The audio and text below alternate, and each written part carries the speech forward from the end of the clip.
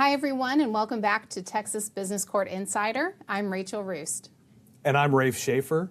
Today we're going to be digging into a recent decision from the Business Court's third division, which answers some questions that a lot of people have had since the Business Court opened its doors. How broadly does jurisdiction reach when you've got a single dispute spread out among a number of parties and a number of contracts? The case is Cadence McShane Construction Company v. Ryan B.B. Blockhouse Creek. It's a construction case, but the jurisdictional analysis is something we're going to see applied far beyond construction. When you're dealing with a prime agreement and subcontractor agreements or a master agreement and subsequent purchase orders, this decision suggests that the business court can exercise jurisdiction over all of the disputes that arise from a web of related contracts, even when there are multiple parties involved. Right, and Rachel, before we dig into the business court's reasoning and opinion, why don't you help us set the table on the facts first? Sure, so this is a dispute that arose related to the construction of a 347-unit apartment complex in Leander, Texas. The owner was Ryan B.B. Blockhouse Creek, which we'll just call Ryan, and it hired Cadence McShane Construction Company, or CMC for short. That was the general contractor under a prime contract worth just over $60 million.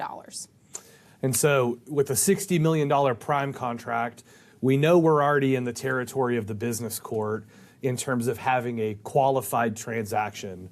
Originally, that threshold was $10 million. It has since been reduced to $5 million, and we'll come back to the qualified transaction portion a bit later. That's right. So construction started in 2022, and by late 2024, the relationship had really deteriorated. Ryan terminated the contract and claimed performance failures.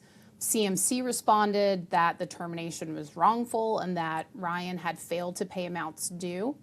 CMC then filed suit against Ryan in the Texas Business Court in early 2025, asserting contract and statutory claims and alleging more than $10 million in damages. So yes, the jurisdictional threshold was satisfied there. And Rachel, I want to point out, at that point in time, when Ryan answered, Ryan didn't dispute the business court's jurisdiction. And at that point, nobody was arguing that this case wasn't properly brought in business court. But what changed?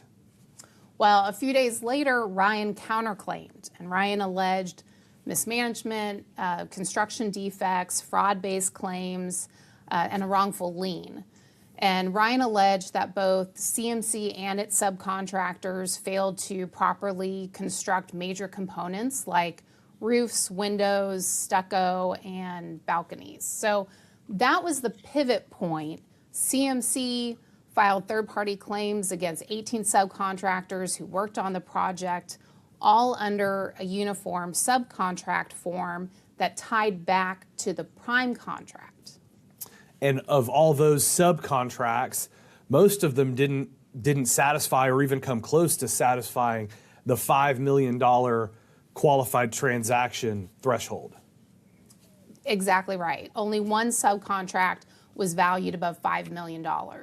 So this set up the jurisdictional fight. It was not until CMC filed those third-party claims that Ryan first contested the scope of the business court's jurisdiction.